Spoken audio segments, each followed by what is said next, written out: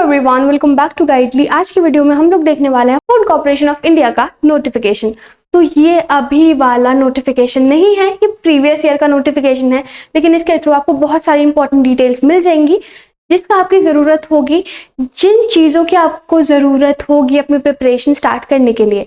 ठीक है, तो बहुत ही अच्छी जॉब है जिसमें 50 to 60 के सैलरी बहुत आराम से आ जाती है। प्रेस्टिजियस जॉब है काफ़ी, ठीक है, रिस्पेक्ट वगैरह भी और बेनिफिट्स भी बहुत सारे हैं। सिलेबस भी काफ़ी अच्छा है और इसमें आपको जो एज वगैरह है, क्राइटेरिया है, एलिजिबिलिटी है, क्वालिफिकेशंस हैं, प्रोसीजर क्या है अप्लाई करने का, एग्जाम पैटर्न किस तरह का होता है, सारी चीज़ें हम इस वीडियो में डिटेल में डिस्कस करने वाले हैं। तो without wasting any time let's get started. सबसे पहले देखिए, मैंने आपको बता दिया है, ये नोटिफिकेशन में पुराने वाला दिखा रही हूँ आपको, जिसके थ्रू हम बहुत सारी चीज़ें देखने वाले हैं आज। ठीक है, तो सबसे पहले स्टार्ट करते हैं आपके एजुकेशनल क्वालिफिकेशंस के लिए। यहाँ पे बहुत सारे अलग अलग तरह की जॉब्स आपको देखने के लिए मिलेंगी। आपको अपनी चेक करनी है कि आपको कौन सी जॉब में अप्लाई करनी है, डिपेंड्स अपॉन योर क्वालिफिकेशन। अगर आपके पास ऑलरेडी वो क्वालिफिकेशंस हैं तो आप इन पर्टिकुलर जॉब्स में अप्लाई कर सकते हो। देखिए, जेई सिविल इंजीनियरिंग के लिए आपको, जेई सिविल इंजीनियरिंग के पोस्ट के लिए आपको चाहिए सिविल इंजीनियरिंग में डिग्री या फिर सिविल इंजीनियरिंग में डिप्लोमा, जिसके साथ साथ आपको 1 साल का वर्किंग एक्सपीरियंस होना चाहिए। ठीक है, अगर आपको अप्लाई करना है जेई इलेक्ट्रिकल मैकेनिकल में, तो इसमें आपके पास डिग्री होनी चाहिए या तो इलेक्ट्रिकल इंजीनियरिंग की या फिर मैकेनिकल इंजीनियरिंग की, या फिर डिप्लोमा होना चाहिए इलेक्ट्रिकल मैकेनिकल इंजीनियरिंग में, किसी एक में 1 साल के एक्सपीरियंस के साथ। ठीक, नेक्स्ट चीज जो आपको, अगर आपको स्टेनोग्राफर का लेना है, देखिए ग्रेड 2 की जॉब है, यहाँ पे आपको ग्रेजुएशन की डिग्री चाहिए।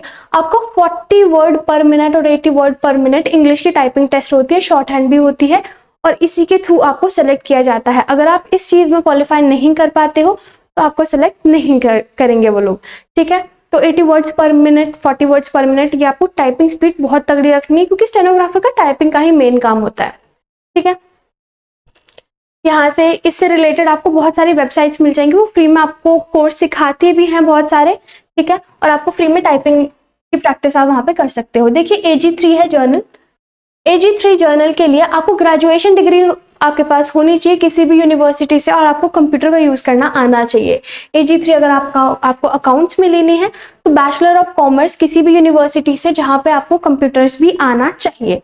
ठीक है, नेक्स्ट चीज आपके पास AG3 टेक्निकल में अगर आपको जाना है तो आपके पास BSc एग्रीकल्चर में होनी चाहिए किसी भी यूनिवर्सिटी से। BSc इन सारे सब्जेक्ट के साथ हो तो भी चलेगी, जैसे कि botany, zoology, biotechnology, biochemistry, bio micro biology और फूड साइंस, इन सब में से भी होगी तो भी चलेगी। इसके साथ आपके पास BTech है इन सारी चीजों में, तब भी चलेगा। अगर आपकी कोई रिकॉग्नाइज्ड यूनिवर्सिटी के थ्रू नहीं है तो कोई भी ऐसा इंस्टीट्यूशन भी चलेगा जो कि AICTE के द्वारा प्रमाणित है, अप्रूव्ड है। ठीक है, वो आपको अपने इंस्टीट्यूशन के थ्रू ही पता चलेगा। और यहाँ पे भी कंप्यूटर आपको चलाना आना चाहिए। कंप्यूटर देखो बेसिक नेसेसिटी बन चुकी है, अब तो आपको आना चाहिए। अगर आपको बिल्कुल भी नहीं आता तो आपको सीख लेना चाहिए, वैसे तो नॉर्मली बच्चों को आता है, राइट। AG3 डिपोर्ट अगर है, AG3 डिपोर्ट के लिए अगर आप अप्लाई करना चाहते हो तो आपके पास ग्रेजुएशन डिग्री होनी चाहिए किसी भी यूनिवर्सिटी से, विद कंप्यूटर्स आपको चलाना आना चाहिए। नेक्स्ट चीज, AG3 हिंदी आता है। देखिए, यहाँ पे हिंदी आपके लिए काफी ज्यादा इंपॉर्टेंट रोल प्ले करती है। तो आपको क्या करना होता है इसमें, बेसिकली आपको हिंदी जितना भी आपने पढ़ाई करी है उसमें मेन सब्जेक्ट होना चाहिए। अगर ऐसा है तो हिंदी की ये वाली जॉब आप ले सकते हो। ठीक है, दूसरी चीज, आपके जितने भी आपने ईयर सेमेस्टर्स लिए हैं उसमें हिंदी आपका मेन सब्जेक्ट होना चाहिए, और आपको हिंदी से इंग्लिश ट्रांसलेशन बहुत अच्छे से आनी चाहिए, और इंग्लिश से हिंदी भी ट्रांसलेशन बहुत अच्छे से आनी चाहिए। ठीक है, और हिंदी में लिखना वगैरह, बोलना वगैरह आपका बहुत बढ़िया होना चाहिए। ठीक है, या फिर देखो इसमें आपका सर्टिफिकेट या डिप्लोमा हो अगर इंग्लिश से हिंदी, हिंदी से इंग्लिश ट्रांसलेशन का, जिसमें 1 साल तक आपने पढ़ा हो, काम करा हो, तो आपका बढ़िया रहता है, मतलब ये आपको चाहिए होता है। यहाँ पे आपके लिए हिंदी टाइपिंग टेस्ट काफी ज्यादा इंपॉर्टेंट होते हैं। यहाँ पे 30 वर्ड्स पर मिनट आपको एटलीस्ट आनी चाहिए, उससे ज्यादा है अच्छी बात है, कम है तो आप क्वालिफाई नहीं हो पाओगे। प्रोबेशन से पहले होता है ये टेस्ट। ठीक है, तो अगर आपको इस टेस्ट में क्वालिफाई नहीं कर पाते तो आप आगे नहीं बढ़ पाओगे। ठीक है, देखिए, अब देखिए यहाँ पे बहुत इंपॉर्टेंट इन्फॉर्मेशन है, इसे जरा ध्यान से पढ़िए। क्या है, candidate can apply in any one zone, किसी एक जोन में ही आप अप्लाई कर सकते हो। ज्यादातर बच्चे गलती करते हैं, ठीक है, आपको नहीं करनी है। बहुत सारे बच्चे करते हैं कि अलग अलग जोन्स में अप्लाई कर दो, जिसमें आगे नंबर उसमें कर लेंगे, सारे एग्जाम दे लेंगे, कोई दिक्कत नहीं है। नहीं, बच्चा सिर्फ एक ही एग्जाम में अप्लाई कर सकते हो आप। अगर आपने सब में अप्लाई कर दिया है तो वो लोग आपको डिस्क्वालीफाई कर देंगे। बेसिकली सारी चीज़ों को हटा के सिर्फ एक को रखेंगे, एक एप्लीकेशन को रखेंगे और आपके सारे पैसे वेस्ट हो जाएंगे जो कि आपने अलग अलग एप्लीकेशन फॉर्म भरने में फिल करे हैं। ठीक है, सेम चीज विद पोस्ट। आपकी जितनी भी पोस्ट यहाँ पे मैं बताने वाली हूँ या मैंने बताई हैं, उन सभी पोस्ट में से किसी एक पोस्ट को सिलेक्ट करो, उसी के लिए अप्लाई करो।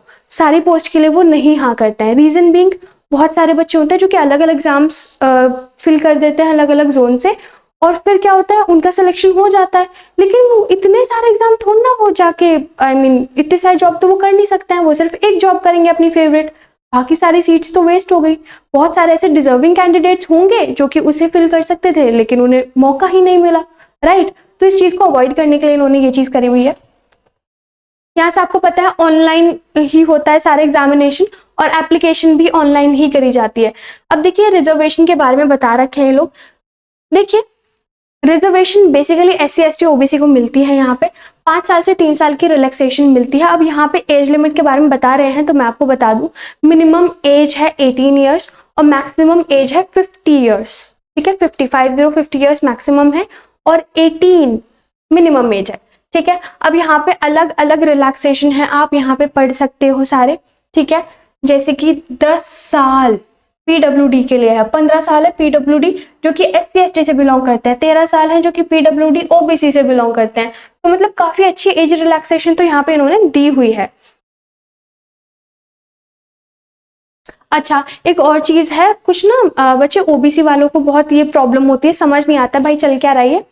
देखो OBC में ना 2 कैटेगरी होते हैं, एक होता है क्रीमी लेयर, एक होता है non creamy layer. Creamy layer वो जो कि जिनका फाइनेंशियल स्टेटस काफी अच्छा है, मतलब इतना अच्छा है कि वो लोग एजुकेशन अच्छी क्वालिटी की अफोर्ड कर सकते हैं।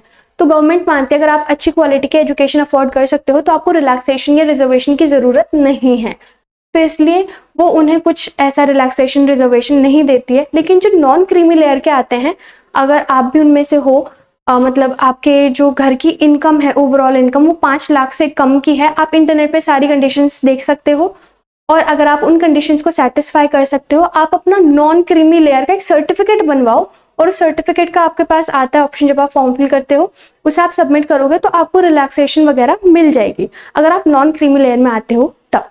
ठीक है, तो ये वाला काफी सारे बच्चों का ज्यादा डाउट होता है, that's why now I have cleared it. चलिए आगे चलिए। अब यहाँ पे इन्होंने एक्स सर्विसमैन के बारे में बताया हुआ है। एक्स सर्विसमैन का कुछ ऐसा होता है कि जिन्हें रिटायरमेंट मिली हुई है और रिटायरमेंट मिलने के बाद उन्हें पेंशन वगैरह मिलने के बाद वो लोग यहाँ पे हैं तो उन्हें रिलैक्सेशन रिजर्वेशन वगैरह मिलती है। 14 समथिंग % मिलती है, जिसमें 10% होता है नॉर्मल लोगों के लिए, 4 पॉइंट समथिंग % होता है अब नॉर्मल, मतलब बेसिकली स्पेशली एबल्ड लोगों के लिए। ठीक है, अब देखिए यहाँ पे आता है हमारा बहुत इंपॉर्टेंट चीज, सिलेक्शन प्रोसेस। सिलेक्शन प्रोसेस में आप जरा ध्यान से देखिए, यहाँ पे होता है नॉर्मली 2 फेज के एग्जाम्स।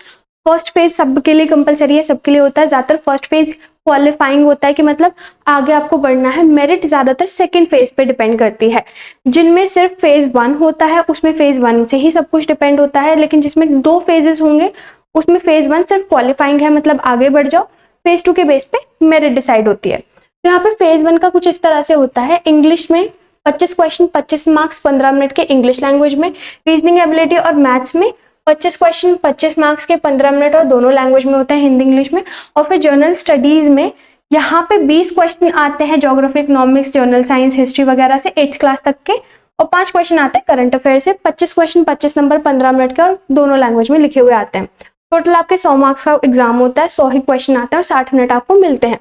ठीक है, अब यहाँ से आपके पास जो नेक्स्ट चीज आती है, अच्छा नेगेटिव मार्किंग इसमें 0.25 की होती है, मार्क 1 नंबर मिलता है, और अगर आपने ब्लैंक छोड़ दिया है, कुछ नहीं लिखा है, तो आपको ना नंबर कटेगा ना मिलेगा। फेज 2 पेपर 1 पेपर 2 का होता है सिविल इंजीनियरिंग में, इलेक्ट्रिकल इंजीनियरिंग में, और स्टेनोग्राफर में सिर्फ एक ही पेपर होता है, पेपर 3 बोलते हैं, जिसमें कि आपका स्किल टेस्ट होता है। बेसिकली वो आपसे टाइप करा के दिखाते हैं, मैंने आपको बता दिया था 40 और 80 वर्ड्स पर मिनट वाला होता है। ठीक है, AG3 इसमें सिर्फ एक पेपर होता है, और यहाँ पे आप देख सकते हो पेपर 1 पेपर 2 पेपर 1 2 सब में लिखा हुआ है, आप इसे पढ़ लो। ठीक है, चलिए नेक्स्ट चले। देखिए अब यहाँ पे इन्होंने बोला हुआ है जो पेपर 1 होता है सभी में, पेपर 1 में 120 MCQs आते हैं, 90 मिनट मिलती है। पेपर 2 में, पेपर 2 होता है आपने कौन सी फील्ड चूज करी, इलेक्ट्रिकल, मैकेनिकल वगैरह, उसी के अकॉर्डिंग आपको क्वेश्चंस मिलेंगे। 60 MCQ होता है, सबके 2-2 नंबर के होते हैं, 120 नंबर का क्वेश्चन होते हैं टोटल, और 60 मिनट आपको टाइम मिलता है। पेपर 3 में टोटल 120 MCQs होते हैं और 120 मार्क्स के ही होते हैं। ठीक है, अब देखिए पेपर 1 आप यहाँ पे देख सकते हो, English language 25 question 25 marks, English में लिखा होता है, रीजनिंग और मैथ्स सेम ही है, 25 क्वेश्चन 25 मार्क्स, हिंदी इंग्लिश दोनों, और 20 मिनट मिलता है दोनों में, 20-20 मिनट। नेक्स्ट चीज, जनरल स्टडीज में हिस्ट्री, ज्योग्राफी, इकोनॉमिक्स होते हैं, 25 क्वेश्चन आते हैं, और जनरल साइंस से 10 क्वेश्चन आते हैं, ये 10th क्लास तक की होती है। जनरल अफेयर से 5 क्वेश्चन, कंप्यूटर अवेयरनेस से 5 क्वेश्चन, 45 क्वेश्चन 45 मार्क्स, दोनों लैंग्वेज, 30 मिनट का टाइम, टोटल 120 क्वेश्चन 120 मार्क्स और 90 मिनट का टाइम आपको इसमें मिलता है। अब पेपर 2 में 60 मिनट का टाइम होता है आपके पास, और यहाँ पे आप देख सकते हो कि इसमें किस तरह का पर क्वेश्चंस आते हैं, सिलेबस आता है, आप खुद से पढ़ सकते हो, डिटेल सिलेबस आपके पास यहाँ पे है। ठीक है, पेपर 2 कुछ इस तरह से होता है, general English awareness, general intelligence, computer awareness. अब कंप्यूटर अवेयरनेस में आपको ये MS Word, Excel, PowerPoint, internet, ये सारी चीजें आनी चाहिए। आपके पास 90 मिनट के एग्जाम्स होते हैं, 120 क्वेश्चन होते हैं 120 मिनट में ही। ठीक है, अब फेज 1 में सिर्फ मैंने जैसे आपको बताया, फेज 1 सिर्फ पास करने के लिए होता है, फेज 2 के अकॉर्डिंग आपका डिसाइड होता है कि आपकी मेरिट कितनी बनेगी। जो पोस्ट है ABEFH, इनमें मेरिट बनती है कंबाइंड मार्क्स पे, पेपर 1 और पेपर 2 या पेपर 3 जो भी आपका है उसके दोनों के मिला के तब इनकी मेरिट बनती है इन सारी पोस्ट के लिए। ABEFH आप अपना चेक कर सकते हो। ठीक है, और ये मैंने बताया था इनका तो स्किल टेस्ट ही होता है, स्टेनोग्राफर का, पेपर 1, 2, ये सारी चीजें मैं आपको ऑलरेडी बता चुकी हूँ। फिर यहाँ पे गाइडलाइंस गिवन है कुछ, ये सारी चीजें अभी नहीं पढ़ेंगे हम लोग, ये जब आपका एक्चुअल नोटिफिकेशन आएगा ना तब हम ये सारी चीजें इंपॉर्टेंट चीजों पे ध्यान देंगे। अभी हमारे लिए ये इंपॉर्टेंट नहीं है, अभी हम वो देखेंगे कि हमें एग्जाम किस तरह से पढ़ना है, उसके लिए क्या क्या सिलेबस है, कितने क्वेश्चन आते हैं, वो हमारे लिए फिलहाल इंपॉर्टेंट है। ठीक है, ये सारी चीजें भी हमने कर ली हैं, ये हमारे लिए इंपॉर्टेंट। अच्छा देखिए, ये आपके लिए कुछ इंपॉर्टेंट पॉइंट्स आ गए हैं। अब हम देखने वाले हैं प्रोसीजर, जिससे कि आप अप्लाई करोगे उस टाइम पे क्या क्या करना होता है। सबसे पहले आपको रजिस्ट्रेशन करना है अपना, रजिस्ट्रेशन, न्यू रजिस्ट्रेशन पे क्लिक करके फिर आपको फीस पे करनी है, डॉक्यूमेंट सारे स्कैन और अपलोड करने हैं। इस पे छोटी सी वीडियो डल जाएगी जिस टाइम पे एक्चुअली नोटिफिकेशन रजिस्ट्रेशन वगैरह वाला आएगा। ठीक है, नेक्स्ट चीज, यहाँ पे क्या होता है ना, इंपॉर्टेंट पॉइंट्स आपको कुछ ध्यान रखना है, वो क्या चीजें हैं। और यहाँ पे ना ज्यादातर बच्चे गलती कर देते हैं जिसकी वजह से उनकी जो एप्लीकेशन फॉर्म होता है वो रिजेक्ट हो जाता है, तो इन पे थोड़ा सा आप ध्यान देंगे।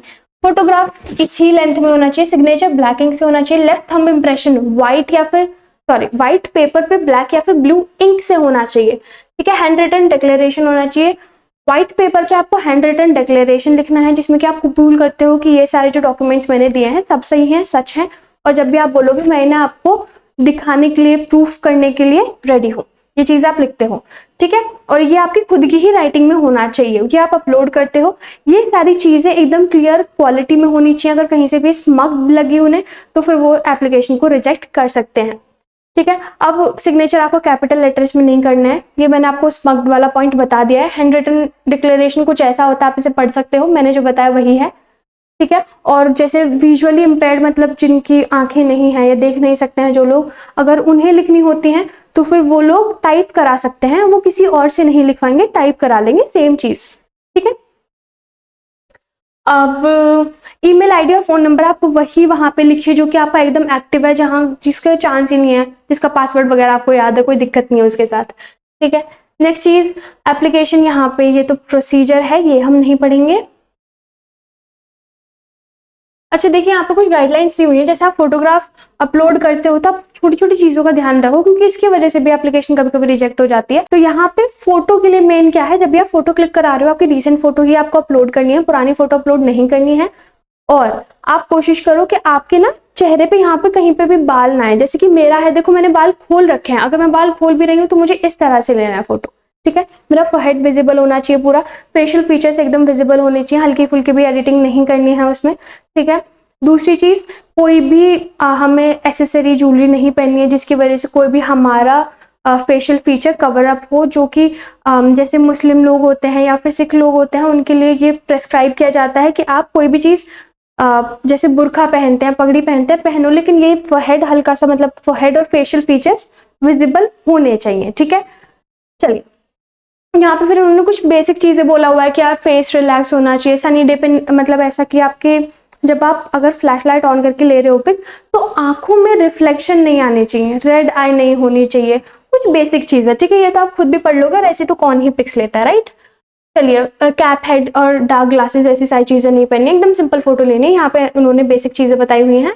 हाँ जी, यहाँ से फिर उन्होंने बाद में सारे सर्टिफिकेट्स के बारे में बता रखे हैं। तो अगर आपको रिलैक्सेशन चाहिए तो आपको ये सर्टिफिकेट्स अपलोड करना है, वो कुछ इस तरह से दिखते हैं वगैरह वगैरह। आप इस नोटिफिकेशन में वो सारी चीजें चेक कर सकते हैं। ठीक है, अब आते हैं हम अपनी मेन चीज पे। देखो, ये हमने सारी चीजें देख ली हैं, आपने अब तक सेलेक्ट कर लिया होगा कि आपको कौन से एग्जाम में जा सकते हो, आप कौन से एग्जाम के लिए एलिजिबल हो। एज मैंने बता दिया, अगर आप 18 से स्टार्ट हो रहे हो, आप FCI के लिए प्रिपेयर कर सकते हो। FCI बहुत अच्छी जॉब है, 50,000 to 60,000 इसकी सैलरी है, प्लस इसकी सैलरी में अभी इंक्रीमेंट भी आने वाला है। सैलरी स्लिप जल्दी ही उसकी वीडियो आ जाएगी, आप वो देख पाओगे। ठीक है, तो बहुत अच्छी जॉब है। ठीक है, और अगर आपकी स्टार्टिंग है, क्योंकि 18 के बाद बहुत कम अच्छी जॉब्स आपके लिए होती हैं, ये बहुत अच्छी जॉब है। ठीक है, प्लस इसमें एज रिलैक्सेशंस भी बहुत अच्छे हैं। ठीक है, वर्किंग एटमॉस्फेयर भी बहुत अच्छी, बॉडी में आप काम करोगे वहां पे। ठीक है, मतलब बहुत अच्छा इंस्टीट्यूशन है ये। मेन चीज सुनो, इसका जो नोटिफिकेशन है वो एक्सपेक्टेड है by the end of November. नवंबर के एंड में इसका नोटिफिकेशन आ जाएगा। इसके जो प्रीलिम्स हैं वो एक्सपेक्टेड है 18 जैन के करीब। ठीक है, 2025 में।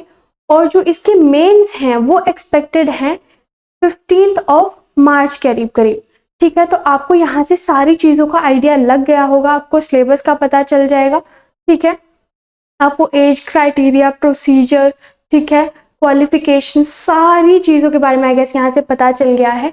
तो अगर आपको ये वीडियो अच्छी लगी है, कुछ भी आपको इन्फॉर्मेटिव लगा है, तो वीडियो को लाइक कीजिए, चैनल को सब्सक्राइब कीजिए। बहुत सारे अच्छी वीडियोस फ्यूचर में भी आएंगी।